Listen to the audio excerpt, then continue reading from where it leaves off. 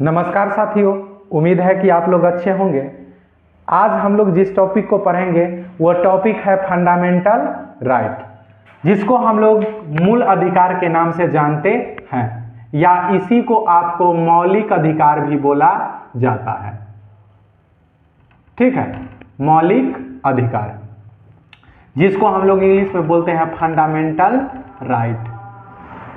अब इसको अगर भारतीय संविधान में अगर देखें तो भारतीय संविधान का एक भाग है आपका भाग नंबर 3, और इस भाग में अगर हम आर्टिकल का बात करें तो आर्टिकल है आपका 12 से 35, और आर्टिकल 12 से 35 में जो है सो आपका फंडामेंटल राइट का बात किया गया है भारतीय संविधान के भाग 3 के अंतर्गत। ठीक है, अगर इसका हम लोग कुछ ऐतिहासिक पृष्ठभूमि देखें, इतिहास में इसका स्थान कहाँ था, या इसी को बोलते हैं ऐतिहासिक पृष्ठभूमि। ठीक है, अगर ऐतिहासिक पृष्ठभूमि अगर इसका हम देखेंगे तो इसका ऐतिहासिक पृष्ठभूमि अगर हम लोग बात कर ले ब्रिटेन का, तब ब्रिटेन का एक राजा हुआ करते थे जॉन।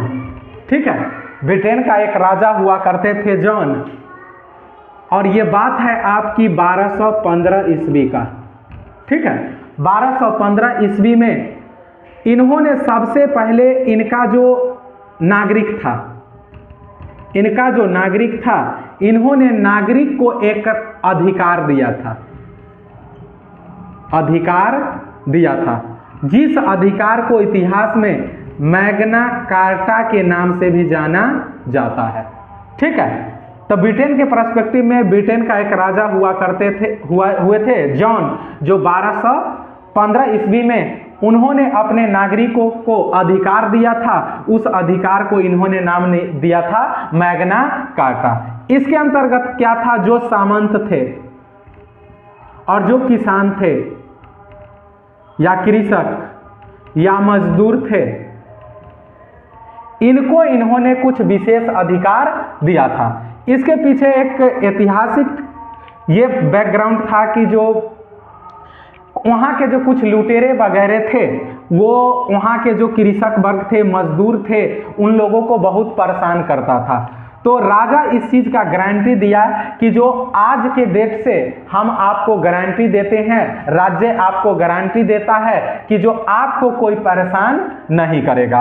अगर उसके बाद अगर बात करेंगे तो इसके अंतर्गत क्या था कि जो राज्य शक्ति का सीमित प्रयोग करेगा, राज्य शक्ति का सीमित प्रयोग करेगा। इसका मतलब क्या हुआ, जो राजा है राजा के ऊपर भी क्या लगेगा, पाबंदी लगेगा।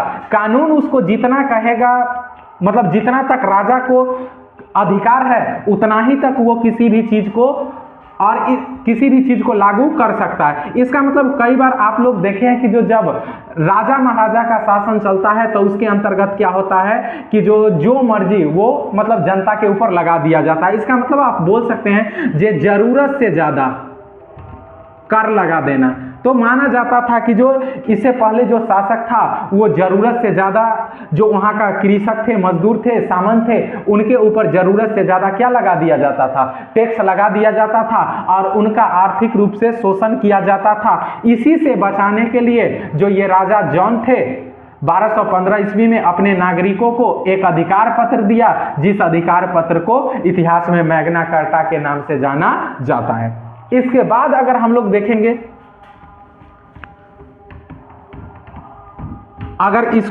इसके बाद अगर हम लोग देखेंगे तो अगर आप अमेरिका के पर्सपेक्टिव में देखेंगे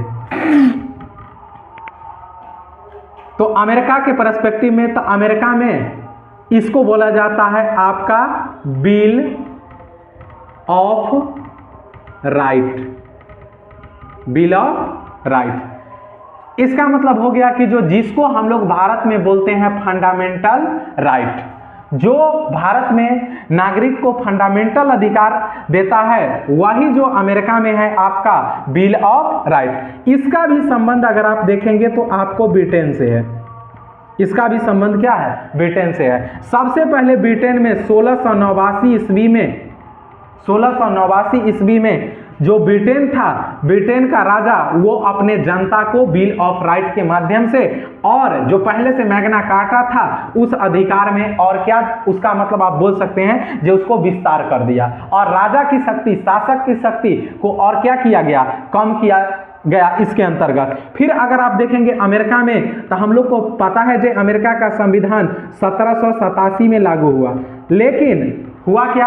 अमेरिका के संविधान के अंतर्गत में बिल ऑफ राइट को जिस समय संविधान बना उसको नहीं रखा गया। तो अगर अमेरिका के संविधान का बात करेंगे तो अमेरिकी संविधान में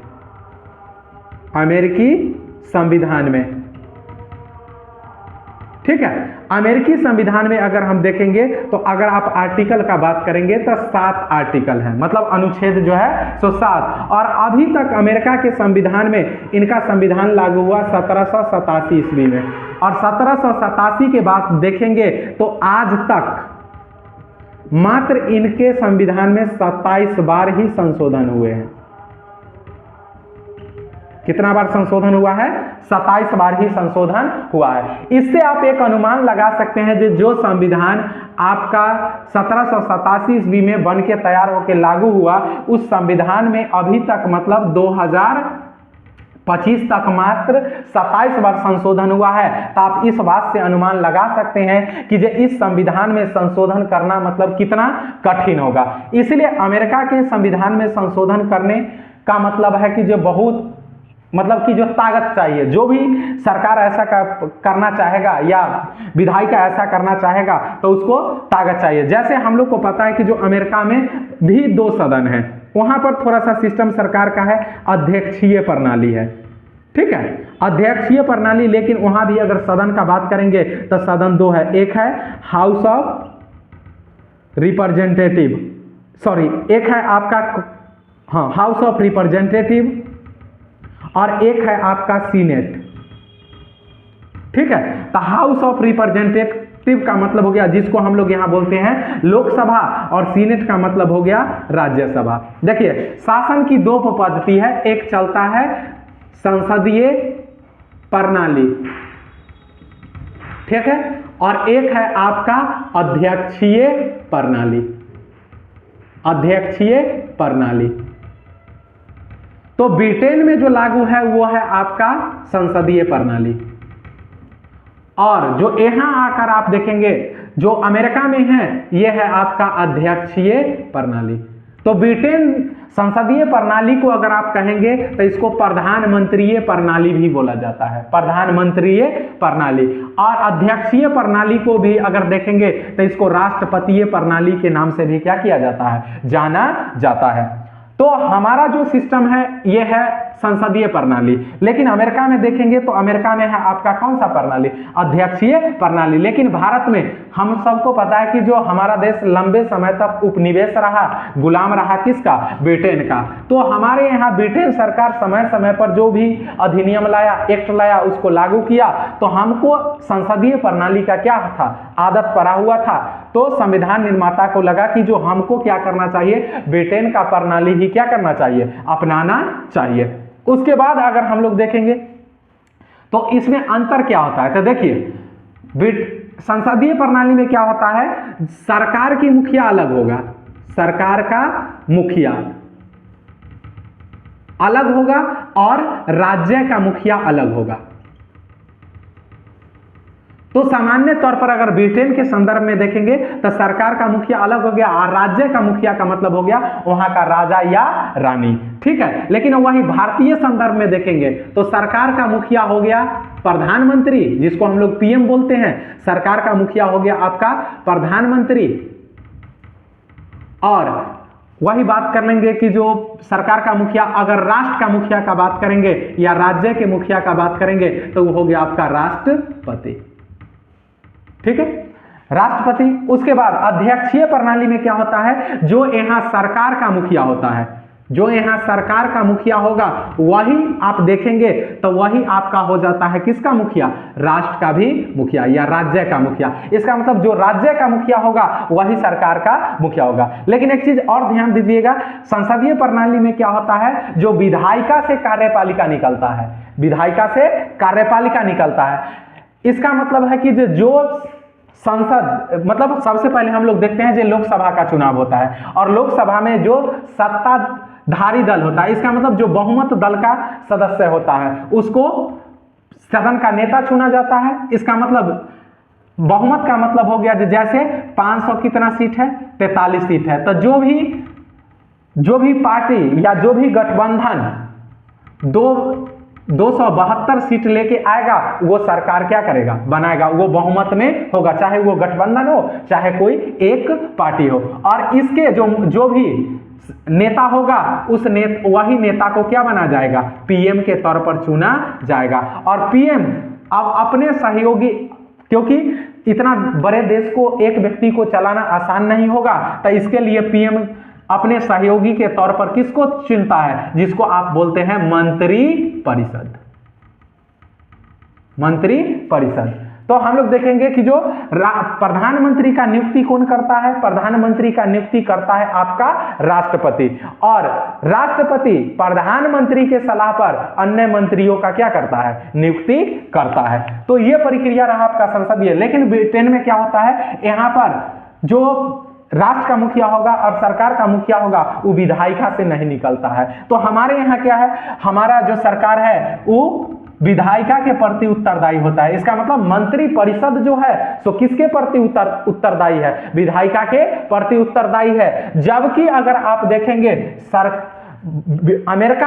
अमेरिका का जो राष्ट्रपति है वो विधायिका के प्रति उत्तरदायी नहीं है। और हमारे यहाँ क्या होता है कि जितने मंत्री परिषद में जितने सदस्य आएंगे वो किसी भी सदन का क्या होंगे, नेता होंगे, या तो लोकसभा से होंगे या राज्यसभा से होंगे। अब अपवाद के तौर पर छोड़ देंगे, तो अगर कोई भी व्यक्ति किसी भी सदन से नहीं है तो यो हमारे यहाँ क्या कर सकता है, 6 महीना तक क्या कर सकता है, किसी भी मंत्री पद पर जा सकता है। लेकिन 6 महीना के अंदर उसको क्या करना पड़ेगा, किसी भी सदन का सदस्य बनना पड़ेगा। तो ये पर्सपेक्टिव आपका रहा। अब यहां पर से हम लोग देखते हैं, अब देखिए, अब ये क्या है आपका जो बिल ऑफ क्या है, राइट है। तो बिल ऑफ राइट, अमेरिका का संविधान लागू हुआ आपको 1787 में। इससे पहले आपको बताया जो ब्रिटेन में सबसे पहले 1700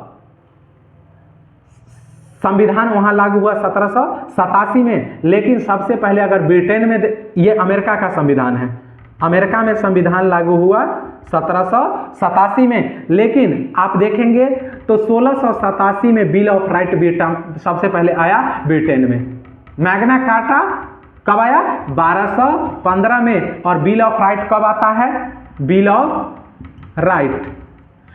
राइट आपका आता है 1687 में। लेकिन अमेरिका इसी को अपनाता है 1689 में, 1789 ईस्वी में अमेरिका इसको अपनाता है किसके रूप में, बिल ऑफ राइट के रूप में। क्योंकि इनका संविधान 87 में, लेकिन मूल संविधान में फंडामेंटल राइट को क्या किया गया, शामिल नहीं किया गया।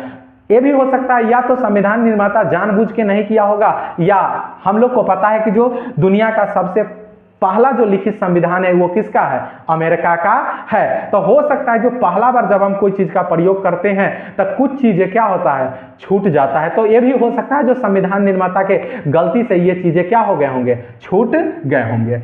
अब इसके बाद हम लोग आते हैं, तो ये तो इसका कुछ आपका ऐतिहासिक पृष्ठभूमि था।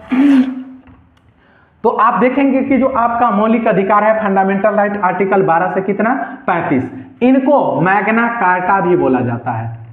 मैग्ना कार्टा और मैग्ना कार्टा का अर्थ क्या होता है आपको समझा दिए हैं। जो 1215 ईस्वी में ब्रिटेन का राजा जॉन जो थे से सबसे पहले अपना नागरिकों को उन्होंने जो अधिकार पत्र दिया, उस अधिकार पत्र को क्या बोला जाता है, मैग्ना कार्टा। मतलब राज्य के तरफ से, राजा के तरफ से नागरिकों को कुछ क्या दिया गया, अधिकार दिया गया या सुरक्षा प्रदान किया गया, और उनका जो अधिकार होगा उस अधिकार में राजा ज्यादा हस्तक्षेप या राज्य ज्यादा हस्तक्षेप नहीं करेगा। तो उनको गारंटी इस बात का दिया गया। तो इसको जो मौलिक अधिकार है, मौलिक अधिकार को मैग्ना कार्टा के नाम से भी जाना जाता है। और मौलिक अधिकार जो प्रभावित है हमारा, ये अमेरिका के बिल ऑफ राइट से।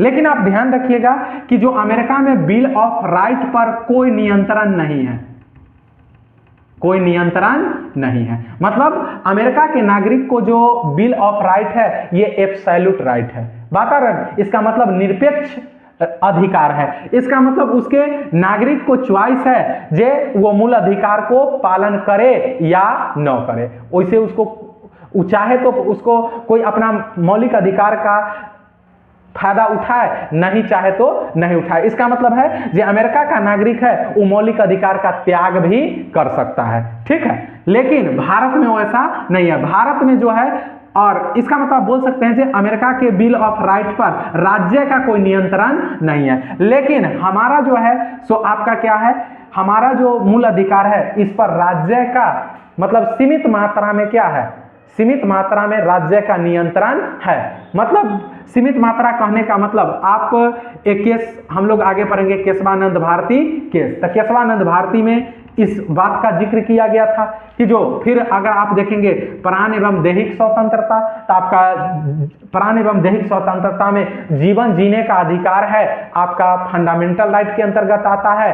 तो इसका मतलब है कि जो आपको कुछ भी करना पड़ेगा, आपको जीवन जीने के अधिकार में, मरने का अधिकार आपके पास नहीं है, ठीक है। तो इससे प्रभावित है, तो इसको मैग्ना कार्टा भी बोला जाता है। और ये जो प्रभावित है बिल ऑफ राइट से है। अब इसमें देखेंगे तो सबसे महत्वपूर्ण, इसको मौलिक अधिकार को मूल अधिकार क्यों, मतलब मूल अधिकार को मौलिक अधिकार क्यों कहा जाता है। जैसे हम लोग अगर बात करेंगे अधिकार का, तो अधिकार एक होता है आपका पैदाइशी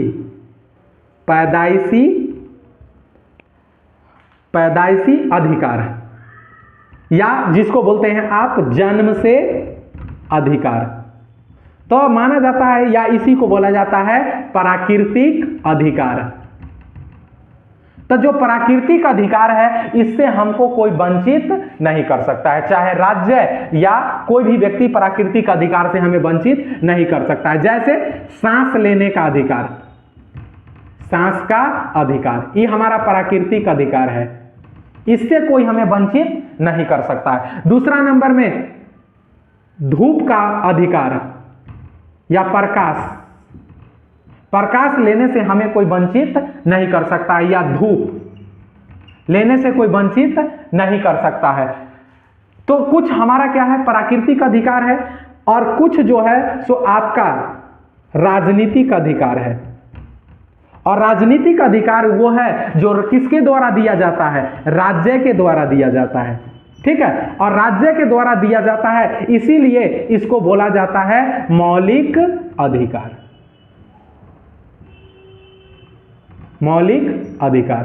और मौलिक अधिकार इसलिए कहा जाता है क्योंकि नागरिक को राज्य से ये क्या प्रदान करता है, सुरक्षा प्रदान करता है।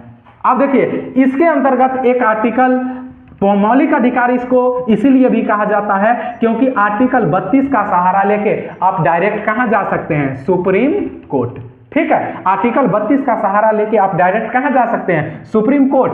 अगर आर्टिकल 226 का सहायता लेके आप कहां जा सकते हैं, हाई कोर्ट, ठीक है।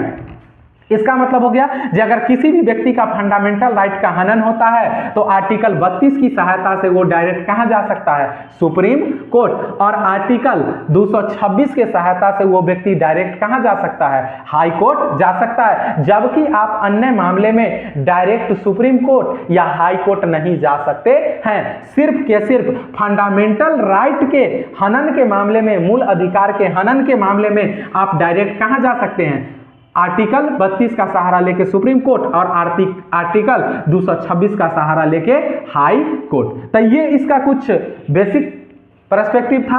अब हम लोग बात करते हैं बैकग्राउंड में और कुछ देखते हैं। देखिए, अगर हम बात करेंगे हमारा संविधान निर्माता या संविधान सभा, बोलिए संविधान सभा, इसको ये नागरिकों को कुछ विशेष अधिकार देना चाहते थे। तो नागरिक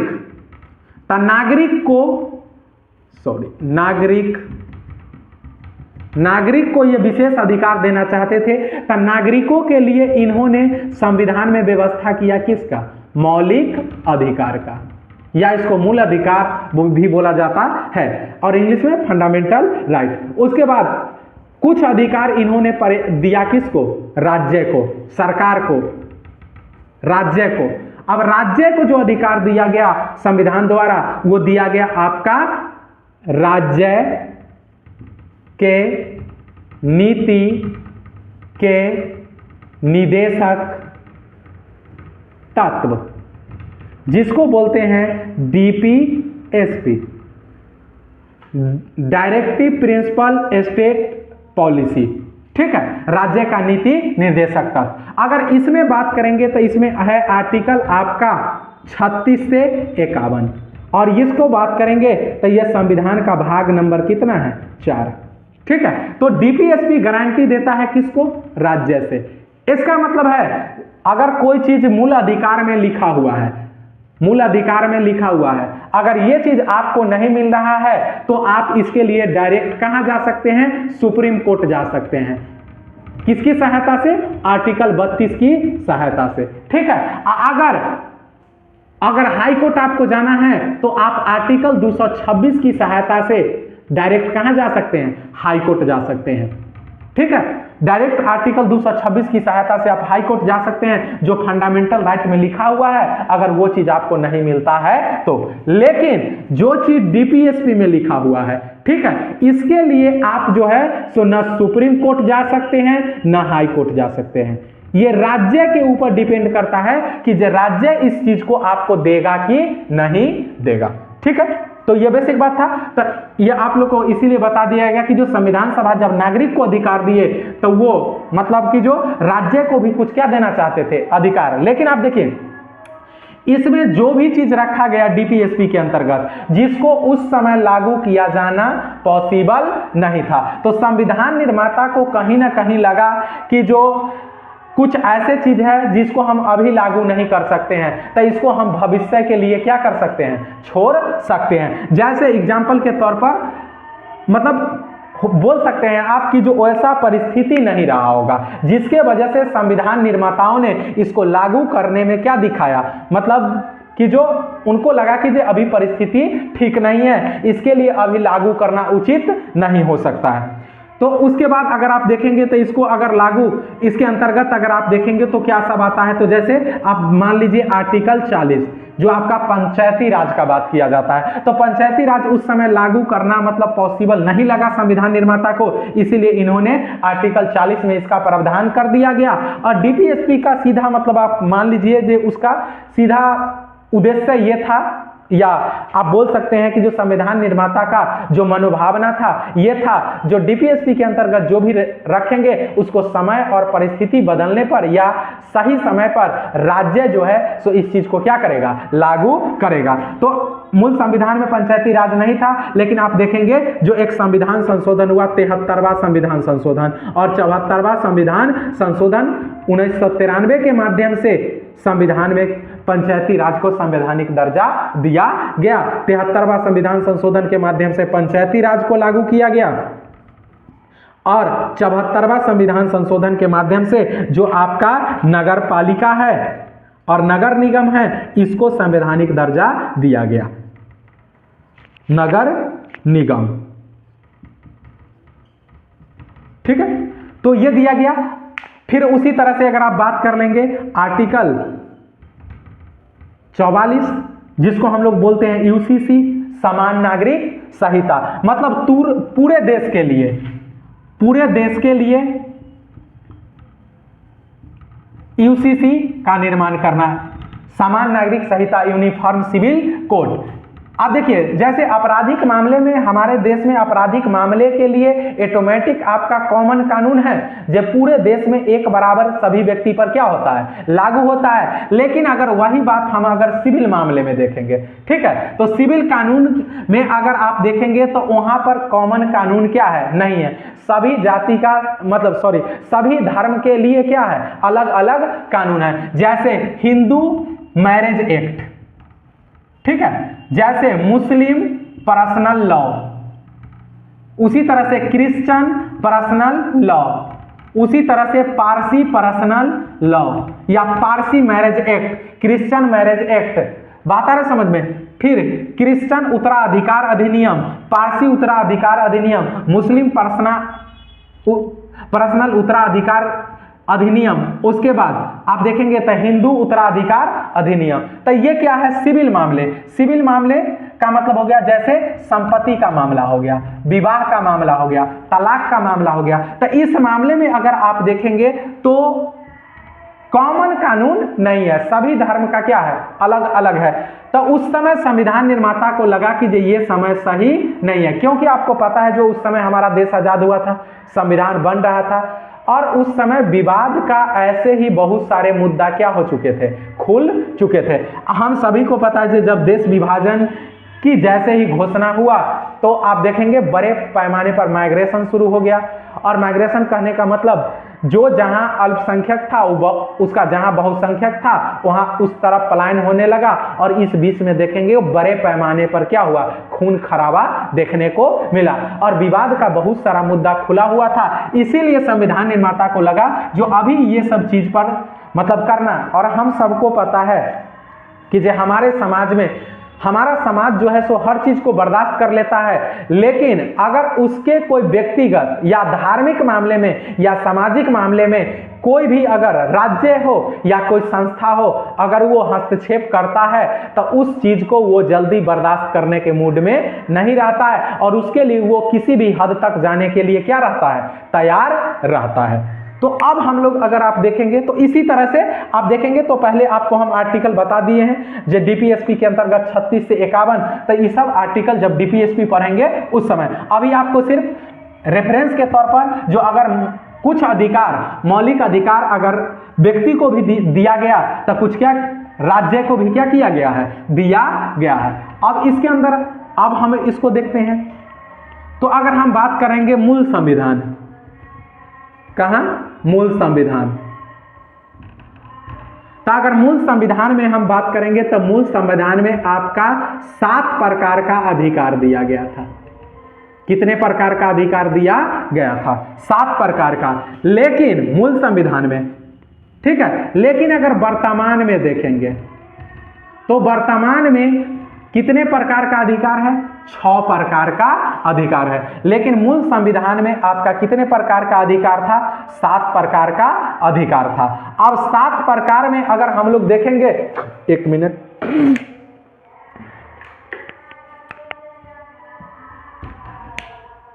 ठीक है। पहला अगर हम लोग देखेंगे तो आप बोल सकते हैं समानता का अधिकार, ठीक है। उसके बाद अगर आप देखेंगे तो स्वतंत्रता का अधिकार, उसके बाद अगर आप देखेंगे तो शोषण के विरुद्ध अधिकार, शोषण के विरुद्ध अधिकार। उसके बाद आप देखेंगे तो शोषण के विरुद्ध अधिकार, उसके बाद हो गया आपका शोषण, समानता, स्वतंत्रता, शोषण एक मिनट, उसके बाद इसमें है आर्टिकल 14 से 18, ये आर्टिकल स्वतंत्रता का अधिकार हो गया 19 से 23, 19 से 23, एक मिनट, 19 से 22। उसके बाद शोषण के विरुद्ध अधिकार अगर हम लोग बात करेंगे तो यह 23-24, आर्टिकल 23-24। उसके बाद अगर हम लोग देख लेंगे तो धार्मिक स्वतंत्रता का अधिकार, धार्मिक स्वतंत्रता का अधिकार, ठीक है। और धार्मिक स्वतंत्रता का अधिकार देखेंगे तो 25 से कितना है 28। उसके बाद जो आपका अल्पसंख्यक है, अल्पसंख्यक के सुरक्षा का अधिकार, इसका बात करेंगे तो हम लोग का है आर्टिकल 29-30। उसके बाद एक आर्टिकल का हम बात कर लेंगे संपत्ति का अधिकार। तो संपत्ति का अधिकार इसमें है आर्टिकल 31, ठीक है। संपत्ति का अधिकार कितना हो गया, 2 2 4 2 6। एक है आपका संवैधानिक उपचार का अधिकार, और संवैधानिक उपचार का अधिकार है आपका आर्टिकल नंबर कितना 32। तो आप देखेंगे मूल संविधान में ये 7 प्रकार का आपका क्या था, अधिकार था। ये 7 प्रकार के आपको अधिकार दिए गए थे, ठीक है। लेकिन ये 7 प्रकार का अधिकार था, बाकी ये सारे अधिकार ठीक है वर्तमान में अभी भी आपके संविधान में है, ठीक है। एक जो आपका अधिकार है संपत्ति का अधिकार, ठीक है। संपत्ति का ये जो है आपका संपत्ति का अधिकार, इसको क्या किया गया, एक संविधान संशोधन हुआ 44वां संविधान संशोधन, 44वां संविधान संशोधन 1978, ठीक है। इसके द्वारा क्या किया गया, संपत्ति के अधिकार को, संपत्ति के अधिकार को मौलिक अधिकार की श्रेणी से हटा दिया गया। आप कहेंगे हटा दिया गया तो इसको क्या बनाया गया, तो मौलिक अधिकार की श्रेणी से हटा के इसको लीगल राइट बनाया गया, ठीक है। लीगल राइट का मतलब हो गया विधिक अधिकार, अधिकार, विधिक अधिकार, और इसको डाल दिया गया विधिक अधिकार, फंडामेंटल राइट की श्रेणी से हटा के बना दिया गया विधिक अधिकार, और इसको डाल दिया गया आर्टिकल 300 क के अंतर्गत में। तो आप बोलेंगे कि जो फंडामेंटल राइट और लीगल राइट में अंतर क्या है, या मौलिक अधिकार और विधिक अधिकार में अंतर क्या है, तो अंतर इतना है कि जो आप फंडामेंटल राइट के मामले में, फंडामेंटल राइट के मामले में डायरेक्ट आप आर्टिकल 32 के तहत सुप्रीम कोर्ट और आर्टिकल 226 के तहत हाई कोर्ट जा सकते हैं फंडामेंटल राइट के मामले में, जबकि लीगल राइट या विधिक अधिकार के हनन के मामले में आप डायरेक्ट सुप्रीम कोर्ट या हाई कोर्ट नहीं जा सकते हैं। आपको नीचे से ही प्रक्रिया क्या करना पड़ेगा, मतलब नीचे से प्रक्रिया को क्या करना पड़ेगा, शुरू करना पड़ेगा। मतलब सेशन कोर्ट से ही प्रक्रिया आपको क्या करना पड़ेगा। तो जो भी विधिक अधिकार के अंतर्गत आता है उसके लिए आप डायरेक्ट सुप्रीम कोर्ट और हाई कोर्ट नहीं जा सकते हैं, जबकि फंडामेंटल राइट के अंतर्गत में आप डायरेक्ट कहां जा सकते हैं, सुप्रीम कोर्ट जा सकते हैं।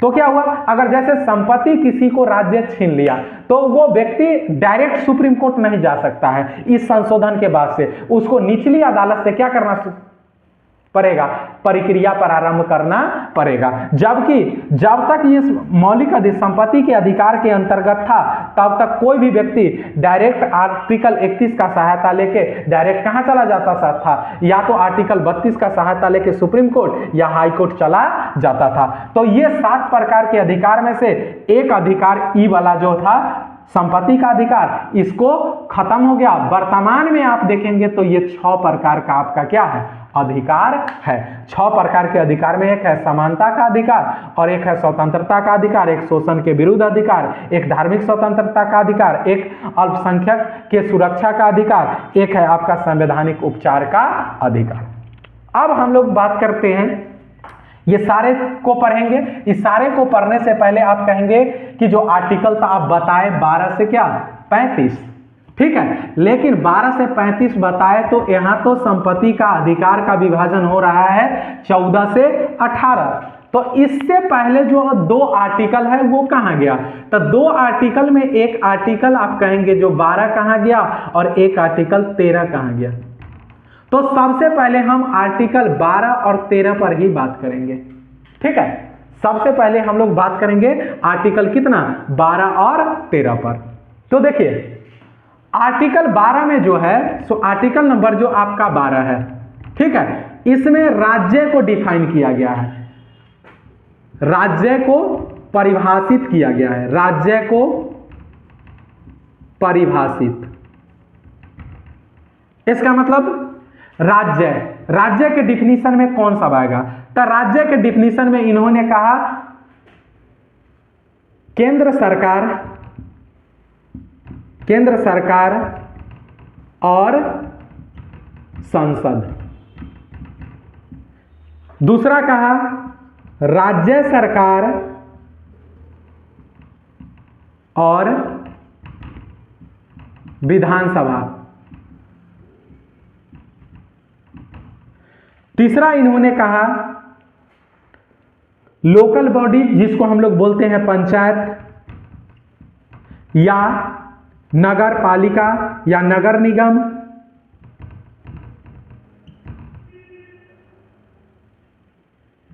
प्लस प्रशासन। और एक इन्होंने कहा अन्य। अब अन्य में क्या हो गया, जैसे डीयू हो गया, एम्स हो गया, ये सबको भी रखा आपको किसके अंतर्गत में, डीयू का मतलब दिल्ली विश्वविद्यालय, और एम्स हो गया।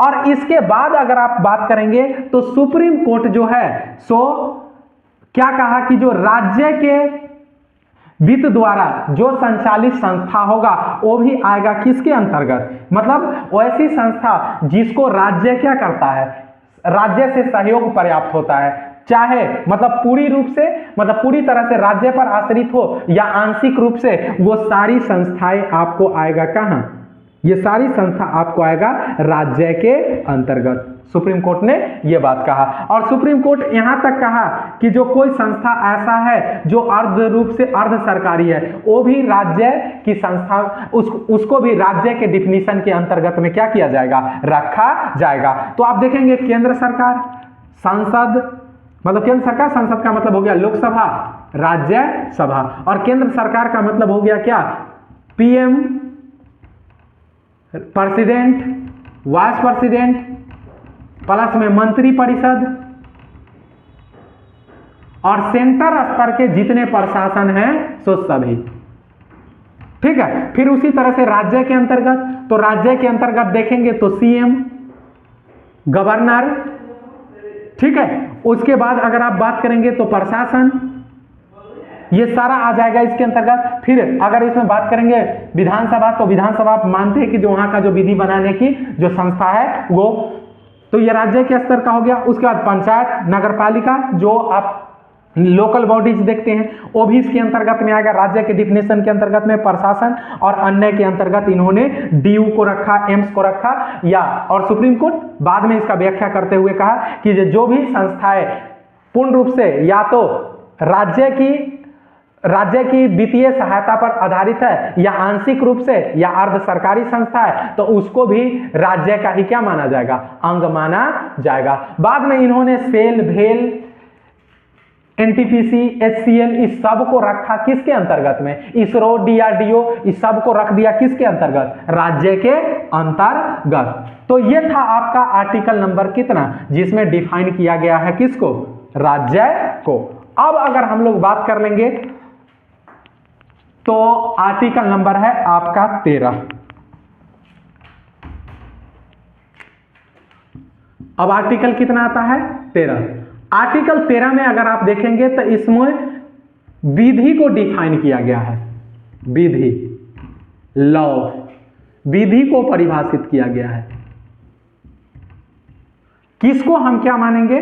कानून मानेंगे। अब इसमें विधि को परिभाषित किया गया है, तो विधि में मतलब कानून किस किस को माना जाएगा? ठीक है, तो कानून के अंतर्गत में अगर आप देखेंगे तो लॉ को डिफाइन किया गया। इसमें कहा गया जे कोई भी कानून हो सकता है या अधिनियम। अब यह अधिनियम आपका क्या हो सकता है? संसद द्वारा भी हो सकता है और राज्य विधानमंडल, राज्यसभा द्वारा भी हो सकता है। संसद द्वारा भी हो सकता है, तो संसद में आ गया आपका लोकसभा और राज्यसभा, और ये विधानसभा द्वारा पारित अधिनियम भी हो सकता है। विधानसभा द्वारा पारित अधिनियम भी हो सकता है, या कोई अधिसूचना है, इसको भी विधि के अंतर्गत में क्या है? रखा गया। या कोई अध्यादेश है, तो हम लोग को पता है जो अध्यादेश जारी करने की शक्ति क्या है? किसके पास है? राष्ट्रपति के पास है। तो कोई कानून हो गया, अधिनियम हो गया, अधिसूचना हो गया, अध्यादेश हो गया, नियम हो गया, फिर विनियम हो गया,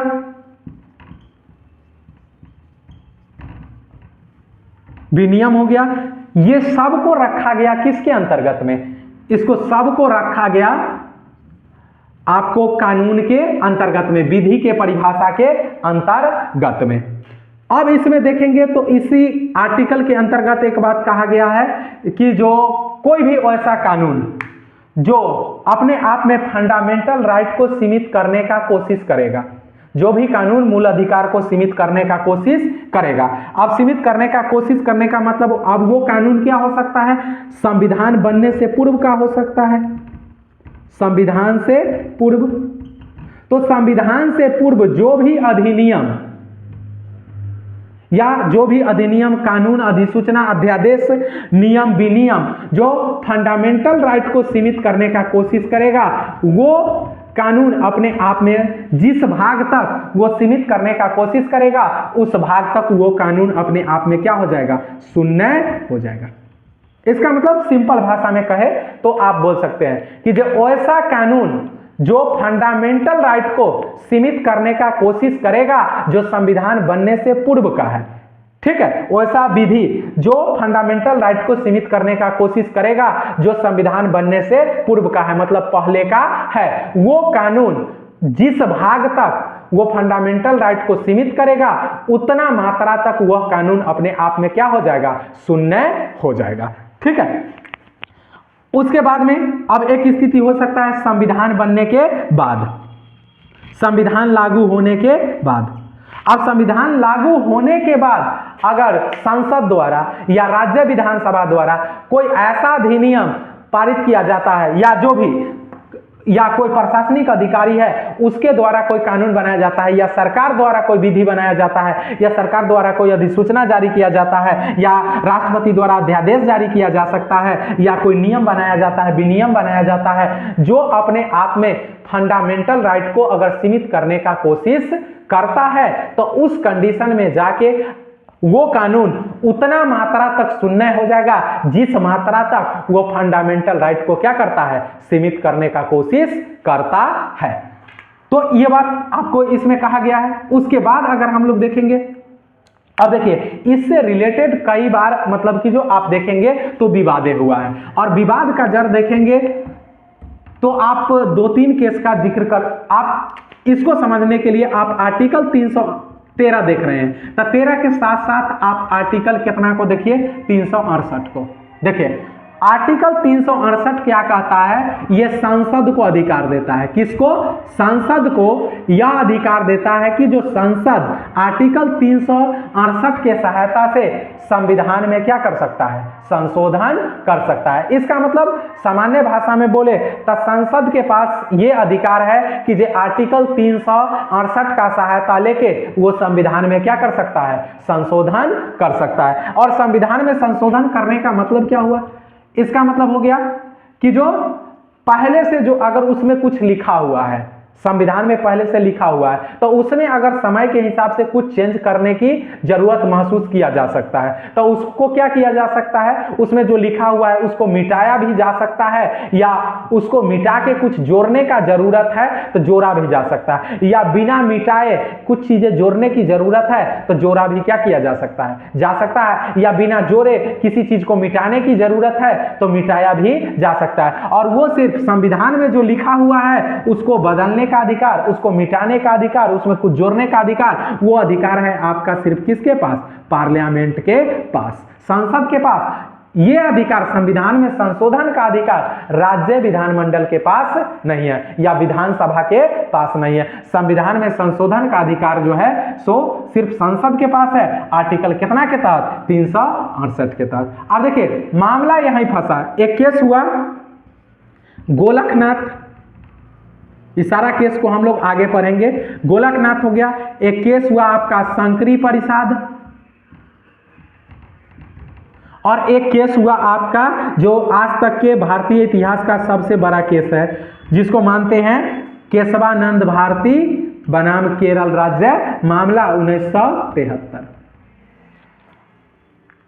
ठीक है, तो इस सब में यही दोनों आर्टिकल में क्या होता था? टकराहट होता था। अब आर्टिकल ये कहता है कि जो संसद कोई भी नियम, कानून या अध्यादेश या विनियम या अधिसूचना जो फंडामेंटल राइट को सीमित करने का कोशिश करेगा वो क्या अपने आप में क्या हो जाएगा? शून्य हो जाएगा। इसका मतलब हो गया जैसे संसद को आर्टिकल 368 के तहत फंडामेंटल राइट में संशोधन करने का अधिकार है कि नहीं?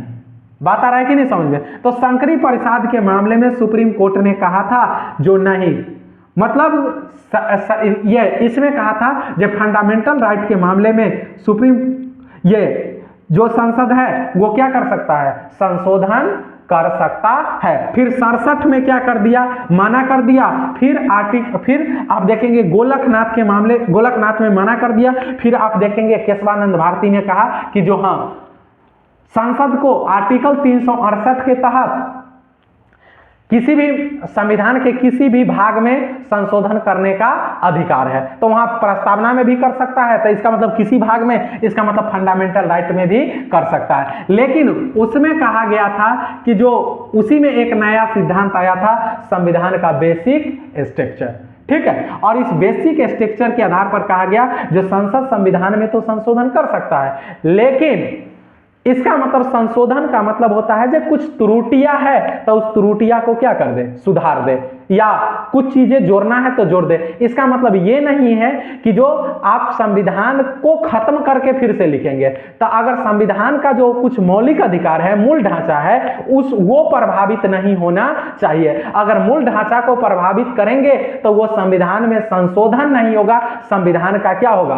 पुनर्लेखन होगा। जबकि संविधान का पुनर्लेखन का जो अधिकार था वो अधिकार सिर्फ किसके पास था? संविधान सभा के पास था। वो अधिकार संसद के पास नहीं है। संसद के पास सिर्फ संविधान में संशोधन करने का अधिकार है, न कि संसद को संविधान लिखने का अधिकार है। तो अब सरकार ने पूछा कि महाशय बताइए कि जो आपके हिसाब से संविधान का बेसिक स्ट्रक्चर क्या है? तो माननीय सुप्रीम कोर्ट ने कहा कि जे इसको हम अभी नहीं बताएंगे, जब जब समय आएगा, मामला आएगा तो हम आपको बताते चलेंगे कि जे ये कौन कौन जो संविधान का पॉइंट है जिसको हम संविधान का बेसिक स्ट्रक्चर मान सकते हैं। तो जैसे अगर अभी तक देखेंगे तो बहुत टर्म को आपको संविधान के बेसिक स्ट्रक्चर में शामिल कर दिया गया है। उसमें से अगर दो चार अगर आपको देखना हो तो जैसे धर्मनिरपेक्षता, ये इसको बताया सुप्रीम कोर्ट ने, ये ये भारतीय संविधान का क्या है, बेसिक स्ट्रक्चर है। अगर कोई भारत को कहे कि जो हम धार्मिक राज्य बना देंगे, हिंदू राष्ट्र बना देंगे, इसका मतलब है कि जो ये बात मतलब संविधान इसको अलाउडेड नहीं करता है, ठीक है। ये हमारा संविधान का बेसिक स्ट्रक्चर है और सुप्रीम कोर्ट भी इस पर अपना प्रतिक्रिया क्या किया है, दे चुका है। इसका मतलब इसके नेचर को कोई बदल नहीं सकता है। उसके बाद में अगर आप बात करेंगे लोकतंत्र, तो डेमोक्रेसी भी आपका क्या है, संविधान का ही क्या है, अंग है। उसके बाद संविधान का बेसिक स्ट्रक्चर है। उसके बाद गणतंत्र, गणतंत्र भी संविधान का क्या है, बेसिक स्ट्रक्चर है। उसके बाद मौलिक अधिकार को भी नहीं रख सकते हैं, क्योंकि इसमें आर्टिकल सिर्फ 21 और 19 को छोड़ के बाकी पर जो है सो आपका संसद क्या कर सकती है, किसी विशेष परिस्थिति में आपका मौलिक अधिकार का हनन हो सकता है। तो उसके बाद धर्मनिरपेक्षता हो गया, लोकतंत्र हो गया, अखंडता हो गया, निष्पक्ष चुनाव हो गया, ये सबको आपको रखा गया है कहां के, किसके अंतर्गत में रखा गया है, ये सबको आपको रखा गया है संविधान के बेसिक स्ट्रक्चर के अंतर्गत में, ठीक है। तो आर्टिकल 13 के अंतर्गत यही था। अब आप देखेंगे तो बाद में आप देखेंगे तो इसमें आर्टिकल 1 क्या जोड़वा दिया गया, 13(4) जोड़वा दिया गया। इंदिरा गांधी सरकार द्वारा इसको जोड़वा दिया गया। इसमें लिखवा दिया गया जो आर्टिकल 368 का संबंध 13 से नहीं है और आर्टिकल 368 और 13 में कोई संबंध नहीं है। लेकिन आप ध्यान रखिएगा कि जो अभी जो आपको बताए, जैसे नियम, आर्टिकल 13 में विधि के डिफिनीशन में क्या क्या चीज को शामिल किया जाएगा, तो उसमें लिखा हुआ है जैसे कोई भी अधिनियम हो गया, या कोई भी विनियम हो गया, या कोई भी अध्यादेश हो गया,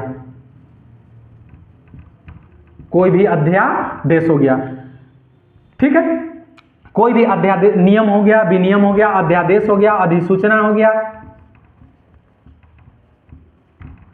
विधि हो गया, ठीक है। उसके बाद कानून हो गया। ये सब को रखा गया है विधि के परिभाषा के अंतर्गत में, ठीक है। लेकिन इसमें कहीं भी संविधान संशोधन विधेयक को नहीं रखा गया है, संविधान संशोधन विधेयक को नहीं रखा गया है।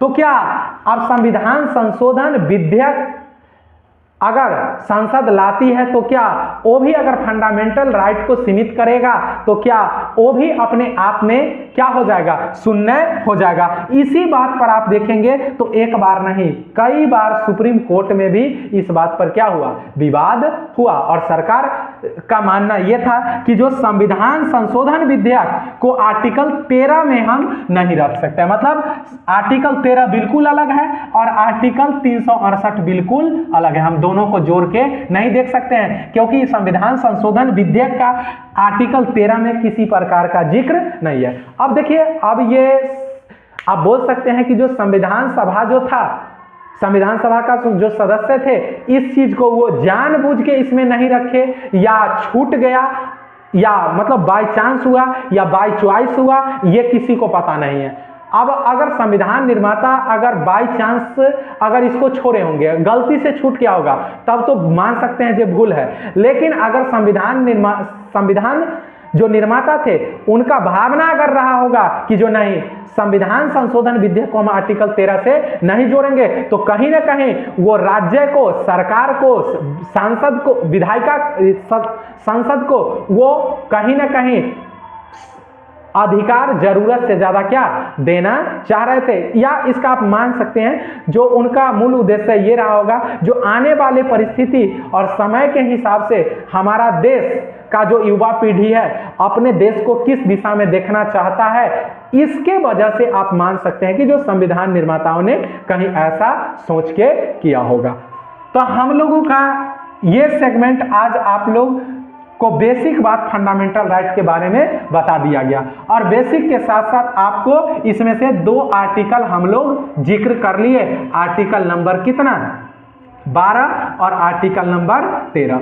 अब यहां से हम लोग का जो 6 प्रकार के आपको जो वर्तमान में मूल अधिकार है, अगले क्लास में अगले दिन हम लोग क्या करेंगे, ये 6 प्रकार के मूल अधिकार को क्या करेंगे, एक एक आर्टिकल लेके इसी तरह से आपको पूरे विश्लेषण के साथ, व्याख्या के साथ आपके सामने प्रस्तुत करेंगे।